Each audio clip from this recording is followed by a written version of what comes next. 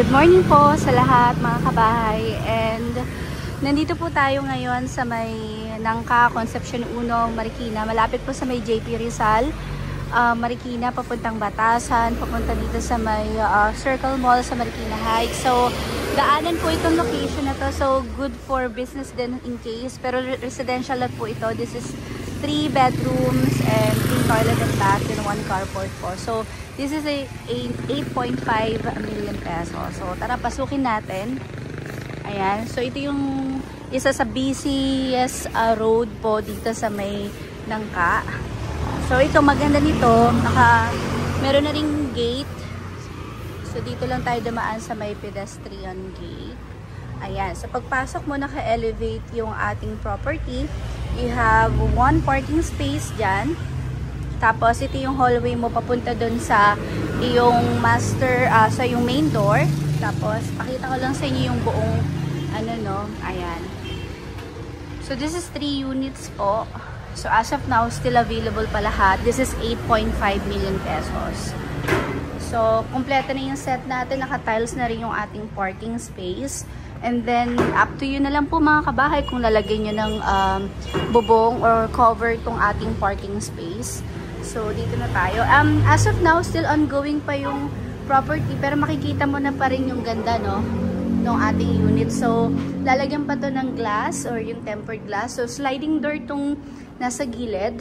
Tapos, pagpasok mo, ayan. So, sa pagpasok mo, meron na rin po mga ilaw na kasama dito, which included na rin po dun sa package natin. So, pagpasok mo, your living area, ganyang kalawak yan. Ang lawak nga ng living area nito. Ayan. So, dito, sliding, instead of yung typical natin na ginagamit is yung mga window, yung sliding window. This is sliding door. So, pwede mo siyang i-open in case pag medyo mainit. Ayan. And then, mataas din yung ceiling nito. Ayan po.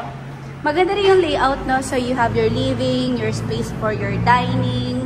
Sa dining area natin, kasi dito kahit mga 6 to 8 seaters po pa rectangle, no? Tapos, may space ka sa ilalim. So, up to you. Pwede po pang lagyan ng shelves yan. Tapos, this is your toilet and bath. Ayan. And then, ito yung kitchen natin. Sa kitchen, hindi pa masyadong tapos. Pero, ito pa, tinatapos pa to. Lalagyan pa to ng tiles. Tapos, this is your kitchen area.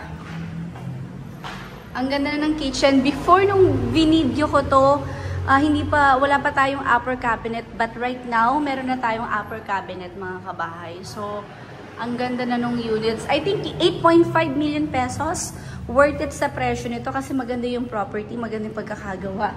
Then at the same time, napakalapit lang sa lahat ng establishment. And take note po mga kabahay, meron na po tayo ditong establishment which is meron na tayong inasal.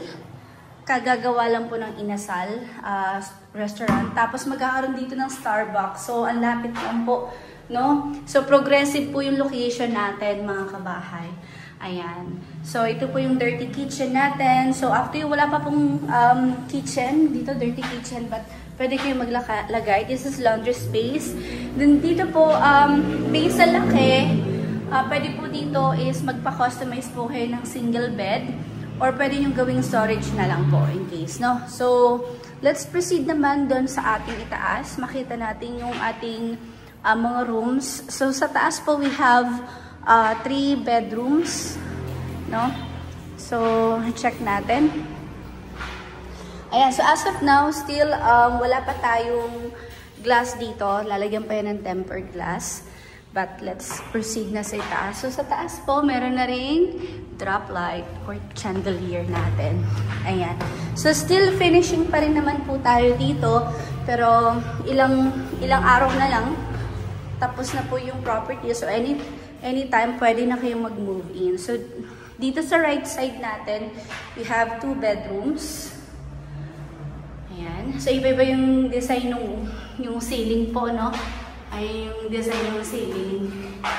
Okay. Ayan.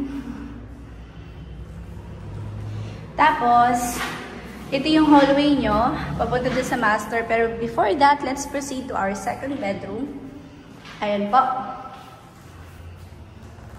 Shout out po dun sa ating commenter po, isa po sa mga subscriber natin. Ayan po, nagsasalita na ako sa video.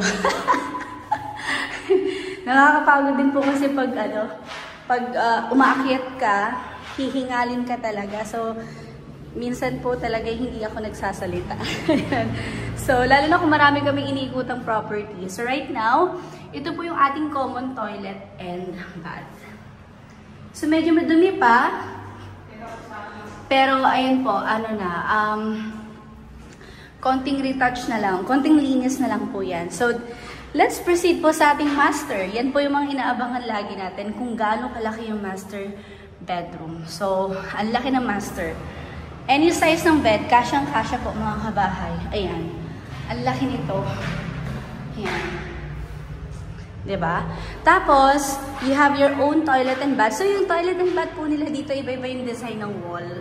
Kung napansin niyo po sa mga videos natin, iba-iba yung design ng wall niya. Ayan. Ang ganda ng property nito. Love ko to. Isa to sa recommended ko dito sa Marikina. So, punta tayo sa sliding. Dito sliding. Sa balcony. Para makita po natin. Dito tayo sa part na to. Ayan. Ayun. Tapos, nakalock pala siya. Ayan. Nakalock.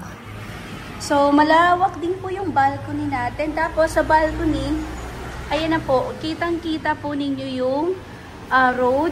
This is the second road. Tapos sa likod yung JP Rizal. So napakalapit lang po, no, mga kabahay. Walking distance lang po sa transportation saka sa ibang establishments dito. So ayan po. So kung kayo po ay malapit sa Batasan, Quezon City, okay din to. Kung kayo po ay gusto nyo malapit sa may dito sa may Loyola Heights, sa Balara, Quezon City, malapit din tayo. So, sa mga taga Quezon City dyan na naghahanap ng affordable na house, we have here in Concepcion 1 or Nangka. So, ayan po. Nakita nyo na yung full house natin dito sa property. We still have 3 units to go. 8.5 million pesos po. And let me know po kung gusto nyo ma-view to. Ayan.